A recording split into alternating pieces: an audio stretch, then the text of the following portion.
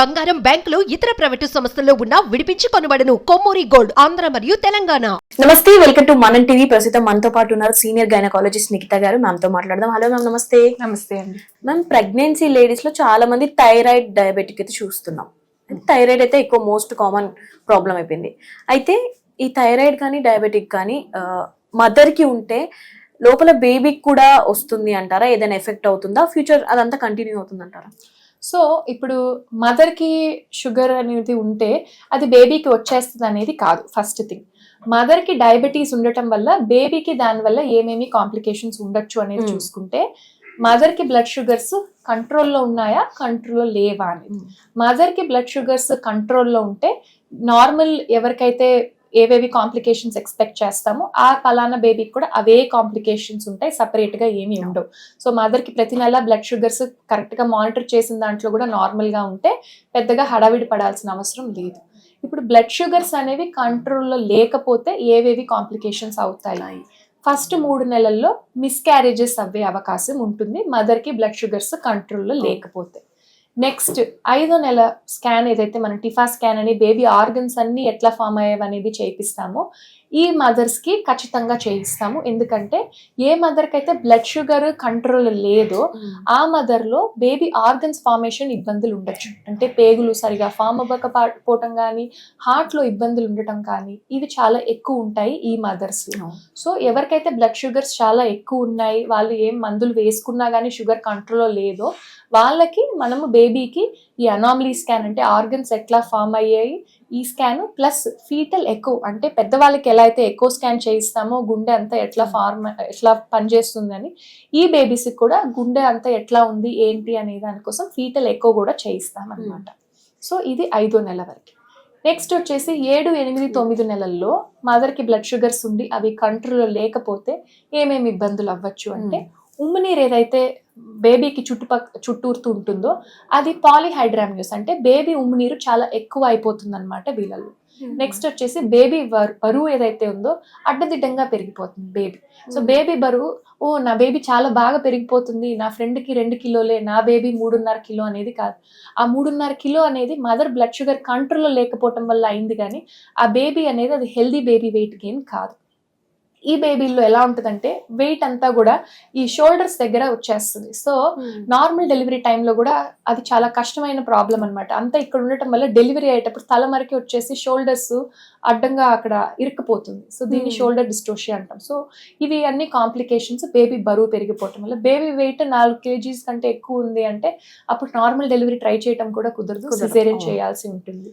And అసలు mother blood sugar కంట్రోల్లో లేదు అంటే ఈ ఉమ్మినీరు ఇబ్బంది అండ్ బేబీ బరువు ఈ 2 ఇబ్బందులు కాకుండా 3వ మెయిన్ ఇబ్బంది ఏంటంటే బేబీ హార్ట్ బీట్ సడన్ గా ఆగిపోవటం. సో బేబీ లోపలే చనిపోవటం, దాన్ని ఐయుడి అంటాం, అంటే intrauterine death.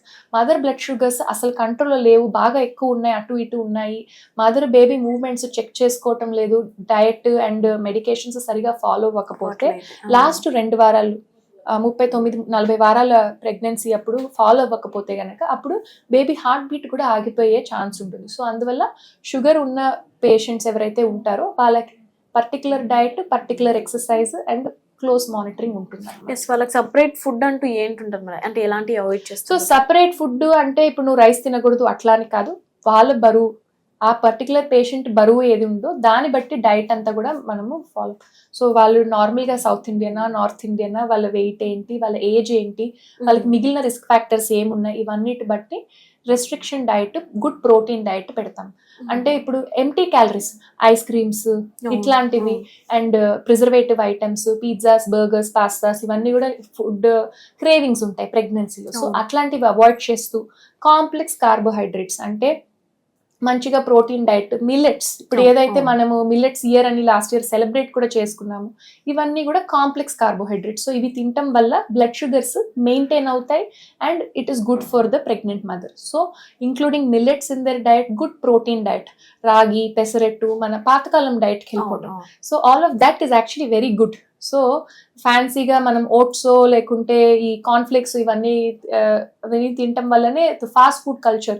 So all of that is something that we work on them and వాళ్ళకి ఇవన్నీ తగ్గించుకోండి. అండ్ మనం కాంప్లెక్స్ కార్బోహైడ్రేట్స్, మంచి protein diet and juices is something that they should avoid because blood sugars దాని వల్ల కూడా పెరుగుతుంది. ఫ్రూట్ లాగా తినాలి, ఫైబర్ రిచ్ ఉంటుంది కాబట్టి వాళ్ళల్లో మేము క్యాలరీ ఎక్కువ ఉన్న ఫ్రూట్స్ ని అవాయిడ్ చేయమని చెప్తాం. అంటే సపోటా, కస్టర్డ్ యాపిల్, తర్వాత బనానాస్ కంప్లీట్ గా అని కాదు, లిమిట్ లో తీసుకోవాలి. బట్ ఎస్, బనానా కూడా హై క్యాలరీ ఫ్రూట్. నెక్స్ట్ వచ్చేసి మ్యాంగో సీజన్ లో మ్యాంగోస్ కూడా ఎక్కువగా, అంటే ఇంకా మనకి దొరకదు, ఇదే మన సీజన్ అన్నట్టు ఇప్పుడు 2 portions చెప్పారు కదా అని పొద్దున్న 2 నైట్ 2 అనేది కాకుండా mangoes also heavy calorie fruits. So ఈ ఫ్రూట్స్ మేము మెయిన్ గా వాళ్ళని అవాయిడ్ చేయమని చెప్తాం. అయితే అప్పటి వరకు లేని డయాబెటిక్ ఇలాంటివి కూడా మేము ప్రెగ్నెన్సీలో వచ్చే ఛాన్స్ ఉంటుంది. డయాబెటీస్ అనేది స్టార్టింగ్ ఆఫ్ ద ప్రెగ్నెన్సీ నుంచి వచ్చేది. మదర్ కి ఆల్రెడీ బ్లడ్ షుగర్ అనే ఇబ్బంది ఉండటం వల్ల వచ్చేది. 5వ నెల 6వ నెలలో మేము అందరు ప్రెగ్నెంట్ లేడీస్ కి మళ్ళీ రీచెక్ చేస్తాము బ్లడ్ షుగర్స్ ఉన్నాయా లేదా అని. ఎందుకు నార్మల్ స్టార్టింగ్ లోనే చేశారు కదా, మళ్ళీ 5వ నెలలో ఎందుకు చెక్ చేయాలి అనేది మీరు అడగచ్చు. సో మాయ వల్ల, మన ప్రెగ్నెన్సీ హార్మోన్స్ వల్ల ప్రెగ్నెన్సీలో డయాబెటీస్ అంటాం ఇది. సో ఆ పర్టికులర్ హార్మోన్ చేంజ్ వల్ల మదర్ కి షుగర్ ఉంది. డెలివరీ అవ్వంగానే మాయ బయటకు వస్తుంది, హార్మోన్స్ చేంజ్ తగ్గిపోతుంది కాబట్టి వెంటనే వాళ్ళకి బ్లడ్ షుగర్స్ చెక్ చేస్తే అది నార్మల్ అయిపోతుంది. సో దీన్ని జీడిఎం అంటాం. అంటే ఇది ప్రెగ్నెన్సీలో మట్టికే ఉండే డయాబెటిక్ కాంప్లికేషన్ అన్నమాట. థైరాయిడ్ కూడా అంతే సేమ్. థైరాయిడ్ అలా కాదు. ఈ జీడిఎం, ఈ షుగర్ ది మట్టికి మీరు అడిగిన దాంట్లో 5th month లో మట్టికి హైగా ఉండే మళ్ళీ డెలివరీ అయ్యేసరికి తగ్గిపోతుంది అనమాట. డెలివరీ అయిన 6 వారాల్లోకి తగ్గిపోతుంది. కానీ నాకు ఇంకా తగ్గిపోయింది కదా అని వదిలేయటం కాదు. ఈ పలానా మదర్స్ ఎవరికైతే ఈ ప్రెగ్నెన్సీలో షుగర్ ఉండిందో వాళ్ళు నెక్స్ట్ ప్రెగ్నెన్సీలో ఇలాంటి సింటమ్స్ ఉండేది 50%. అంటే ప్రతి 2 లేడీస్ లో ఒకళ్ళకి మళ్ళా షుగర్ ఉండే అవకాశం ఒకటి. రెండోది వచ్చి వాళ్ళకి ఫ్యూచర్ లో డయాబెటీస్ అవ్వేది వచ్చేసి 40%. వాళ్ళు నెక్స్ట్ 5 ఏళ్ల నుంచి 10 ఏళ్లలో వాళ్ళు డయాబెటిక్ అవ్వే ఛాన్సెస్ 40%. కాబట్టి వాళ్ళు జనరల్ గా కూడా yearly once blood sugars check చేసుకోవటము, మంచి డైట్ మెయింటైన్ చేయటము, రెగ్యులర్ ఎక్సర్సైజెస్ చేయటము ఇంపార్టెంట్. ఇది షుగర్ కి సంబంధించి. నెక్స్ట్ థైరాయిడ్ కి సంబంధించి. సో థైరాయిడ్ వచ్చేసి నార్మల్ గా స్టార్టింగ్ ఎండింగ్ అనేది ఉండదు. థైరాయిడ్ ఇబ్బంది అనేది ఒకసారి డయాగ్నోస్ అవుతే ప్రెగ్నెన్సీకి ముందు ఫుల్ నార్మల్ గా కూడా ఓవరాల్ గా థైరాయిడ్ టాబ్లెట్ కంటిన్యూ చేయాల్సి ఉంటుంది. ఎందుకంటే థైరాయిడ్ వాల్యూ నార్మల్ గా మనం టాబ్లెట్ వేసుకున్న వల్ల నార్మల్ అయింది కాబట్టి. ఇది ఒక రకం. అయితే రెండోది వచ్చేసి నార్మల్ థైరాయిడ్ లెవెల్స్ ఉంటాయి. ప్రెగ్నెన్సీలో మేము చెక్ చేసినప్పుడు బార్డర్ లైన్ వాల్యూస్ వస్తాయి అన్నమాట. కాకపోతే ప్రెగ్నెన్సీలో బేబీ బ్రెయిన్ డెవలప్మెంట్ కి థైరాయిడ్ మాకు చాలా అవసరం. సో అండ్ మిస్క్యారేజెస్ అవ్వకుండా ఉండటానికి కూడా అవసరం. కాబట్టి ఈ పర్టికులర్ లేడీస్ లో థైరాయిడ్ టాబ్లెట్ స్టార్ట్ చేయడం జరుగుతుంది. అది డెలివరీ అయిన తర్వాత స్టార్ట్ చేసిందే బేబీ బ్రెయిన్ డెవలప్మెంట్ కి మిస్క్యారేజ్ అవ్వకుండా ఉండడానికి. కాబట్టి వాళ్ళకి మట్టికి డెలివరీ అయిన తర్వాత 1 నెల రోజుల తర్వాత రీచెక్ చేసుకొని నార్మల్ ఉంటే ఆపేస్తాం. కానీ ఎవరికైతే థైరాయిడ్ ఇబ్బంది ప్రెగ్నెన్సీ ముందుందో వాళ్ళు కంటిన్యూ చేస్తారు. ఎవరికైతే ప్రెగ్నెన్సీలో ఈ బార్డర్ లైన్ వాల్యూస్ అనేది నేను ఏదైతే చెప్తున్నానో వాళ్ళకి మట్టికి ఆపేయడం జరుగుతుంది. Right ma'am, thank you.